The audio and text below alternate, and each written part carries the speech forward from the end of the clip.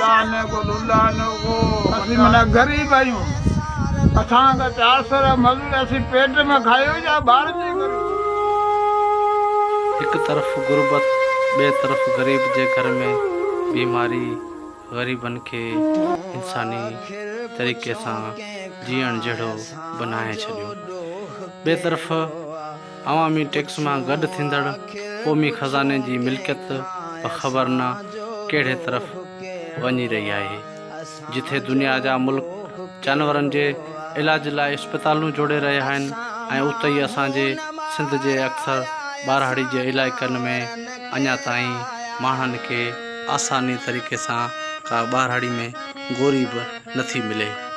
दुनिया जा मुल्क अंधनि गूंगनि ॿोड़नि ऐं माज़ूरनि जे लाइ वॾा इदारा क़ाइमु करे संदसि उन्हनि के सहूलियतूं फ़राहम करे रहिया आहिनि, मगर असां वटि सिंध में अक्सर करे अहिड़ा इदारा सिर्फ़ रक़म फबाइण जे लाइ ई ठाहिया विया आहिनि। माज़ूरनि जे लाइ इदारा त ज़रूरु क़ाइमु आहिनि, पर उन्हनि इदारनि जी अमल करण ऐं उन्हनि माज़ूरनि खे नौकरियूं ॾियण या उन्हनि जे लाइ कोई सहूलियतूं फ़राहम करण ॼण त अञा 50 साल परे जो ख़्वाबु पियल आहे। छो जो हिन ॻोठ में 15 खां वधीक माज़ूर अंधा गूंगा ॿोड़ा नौजवान माण्हू मौजूद आहिनि। 20 ॿार जंहिंमें 5 गुज़ारे बाक़ी 15 ॿार रहिया आहिनि, वीचारा ॾिसी कोन सघनि न को। असांजी मज़दूरी माना 400 रुपया आहे।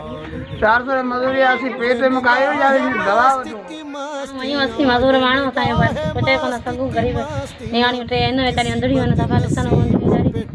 4 ॿिया ॿार आहिनि, गॾा आहिनि भाड़े वारा असांजा, त पुॼी कोन सघूं। गरीब माण्हू मज़दूरी आहियूं। 300 वधारे खे छा थी असां पेट जी करियूं, असीं ॿारनि जी करियूं इलाजनि ऐं गरीब माण्हू आहियूं। असांजा वरी मदद असांजी ॻोठाणो आहियां, चाचो पियां त के मुंहिंजा भाणेजा आहिनि, भाइटा आहिनि, सॼो ई ख़ानदान हिकिड़ो असांजो कोरन जो आहे, जंहिंमें 5-7 त फ़ौत थी विया आहिनि, पर अञा बि इहे जॾहिं 15 आहिनि अंधा के वीचारा लूलड़ा। हिननि जा माइट जेके बि आहिनि वीचारा मज़दूर माण्हू आहिनि, अटे जी कोन था करे सघनि। हिन वक़्त में वस वारनि खे, मुस्लमाननि खे ऐं अक़ीदत वारनि खे को हुजे, उन्हनि खे असांजो ग़रीबाणू अर्ज़ु आहे त असांजो कुझु न कुझु कंदा हिन ॿारनि जो, त उन जा असीं दुआ घुरंदासीं ॾींहुं क़यामत ताणी हुननि खे बि दुआऊं पिया ॾींदासीं। ग़रीब के ॿार असांजा हिन खे माज़ूर अखुनि सां के जिस्मानी माज़ूर के हली कोन था सघनि, के कीअं न सिंध गवर्नमेंट खे अपील था कयूं महिरबानी करे असांजे बचड़नि जो को हल कढियो वञे, इलाजु करायो वञे, या कंहिं अस्पताल भेड़ा कनि या अहिड़ियूं टीमूं अचनि जेके हिन टेस्टूं कनि, असांजी मदद कनि। हिन जा माइट बि सभु मिसकीन हारी मज़दूर कंगारी लॉकडाउन जे करे धंधा कारोबार सभु बंदि, सभु लोले खाइण में ॾाढी मुश्किल आहे गरीबनि खे। इन तरह सिंध गवर्नमेंट खे अपील थो करियां, वॾे बस वारनि डॉक्टरनि खे प्रोफेसरनि खे अपील थो करियां, महिरबानी करे असांजी ज़ाहिर कई।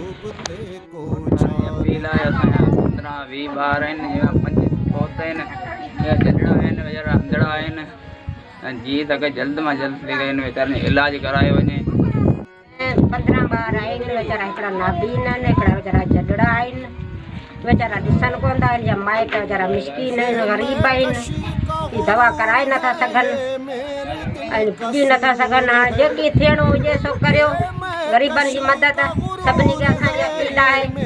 दुआ घुरंदासीं जे असां ग़रीबनि जी मदद कयूं। हाणे तक जे MPA MNA ऐं सियासी समाजी अॻुवाणनि खे घुर्जे हिन मुतासिर ख़ानदान जी मदद कई वञे ऐं हिन पूरी फैमिली जो मेडिकल टेस्टूं करे इहो पतो लॻायो वञे आख़िरकार इन बीमारी जो इलाज ऐं हिन मुतासिर ख़ानदान सां कहिड़े तरीक़े सां मदद कई वञे जीअं ही बि इंसानी तरीक़े सां आरास्ता थी सघनि।